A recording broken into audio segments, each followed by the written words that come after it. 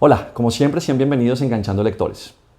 Hoy hablaremos por primera vez en el canal de Max Brooks, un autor que conocí hace casi 10 años cuando los zombies estaban por alcanzar el culmen de su apogeo en la cultura popular.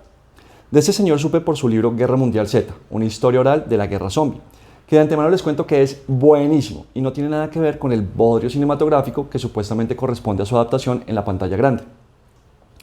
Desde aquel entonces no había vuelto a saber de él, hasta que hace unas semanas me encontré con su más reciente título publicado y sobre el que conversaremos hoy. Pero antes conozcamos un poco mejor a este señor. Maximilian Brooks nació en Nueva York en 1972. Es hijo de dos reputados actores e íconos de Hollywood, Mel Brooks y Anne Bancroft. Disléxico, superó sus estudios gracias al apoyo de su madre, quien lo llevaba al Instituto para Ciegos para que consumiera la literatura escolar en la forma de audiolibros. Hoy en día, su tiempo se reparte entre su trabajo como escritor, actor de voz y orador en el Modern War Institute de West Point. Entre 2001 y 2003 fue guionista de Saturday Night Live hasta la publicación de su primera obra, Guía de Supervivencia Zombie. En 2006 publicó Guerra Mundial Z. En 2010 escribió G.I. Joe Hearts and Minds. En 2012 lanzó un libro de cuentos titulado Closure Limited and Other Zombie Tales. Y en 2014 publicó la novela gráfica The Harlem Hellfighters, en la que relata las aventuras de un batallón negro en la Primera Guerra Mundial. En 2016 escribió la historia para cine La Gran Muralla, protagonizada por Matt Damon, por cierto me pareció flojísima, y entre 2016 y 2021 publicó dos novelas situadas en el universo Minecraft. En 2020 lanzó el título que nos ocupa el día de hoy, Involución, obra que desde la reseña en las solapas nos dice de qué se trata, pero que, a pesar de ello, no deja de ser sorprendente. Así que dejemos a un lado los preámbulos y comencemos.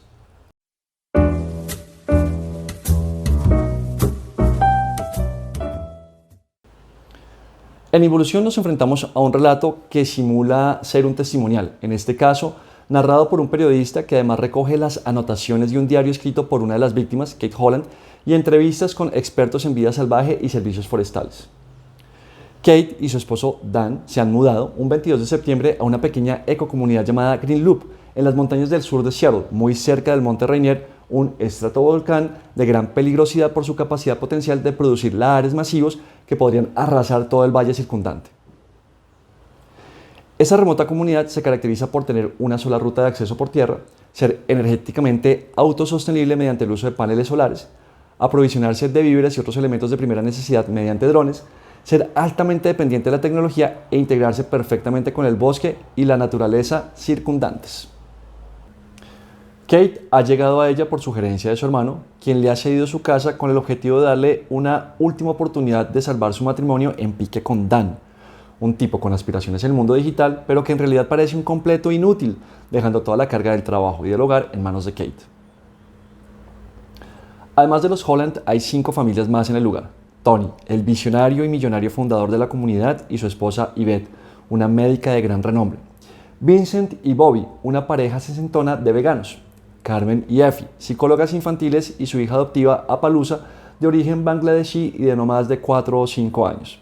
Alex Reinhardt, un exitoso escritor y académico, y por último Mostar, una afamada escultora, posiblemente octogenaria, pero que revela una gran dureza y fortaleza. Los elementos para el desastre están servidos y solo será necesaria una mano de la madre naturaleza para que la ecoamigable comunidad pase a mejor vida.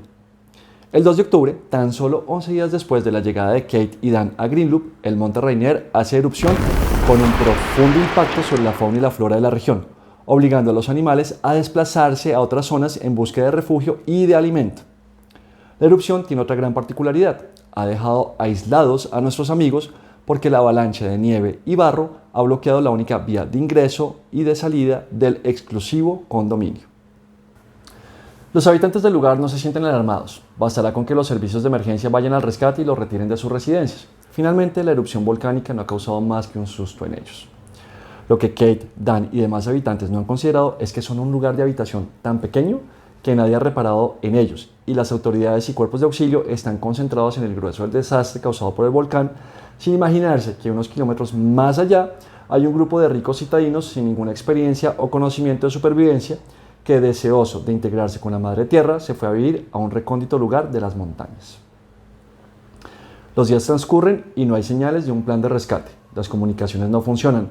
La energía del condominio comienza a fallar. Se acerca el invierno. Los días son más cortos. La ceniza de la erupción cubre los paneles solares. falta la comida que antes llegaba fresca todos los días y la entereza de los excepcionales habitantes de Green Loop comienza a desmoronarse. También la de los animales silvestres que, empujados por el hambre, comienzan a aventurarse al lugar habitado por los humanos.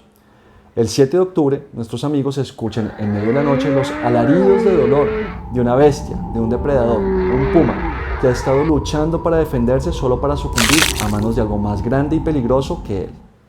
Y no pasará mucho tiempo para que esos depredadores más grandes y peligrosos, hambrientos y desorientados, se aventuren también al hogar de los hombres y descubran que, después de miles de años de evolución, de vida citadina y de dependencia de la tecnología, son una presa mucho más fácil que el puma de unas noches atrás, dando sentido al título completo de la obra, Involución, un testimonio de primera mano de la masacre Sasquatch del Rainier. Este libro se puede abordar de diferentes formas. La primera y más fácil de ellas, como una sencilla pieza de entretenimiento. La lectura es simple y es ágil, y una vez se desencadena el pandemonium, Brooks consigue que la piel se erice, transmitiendo al lector el temor que posiblemente sus personajes sienten al ser acechados por unas bestias furibundas y hambrientas incapaces de misericordia. Asimismo, para los amantes del gore, varias de las escenas descritas en el libro son de una crueldad sorprendente que las hace tan repulsivas que uno no puede dejar de leer. Si se quiere hacer un ejercicio más complejo de análisis, también hay espacio para ello.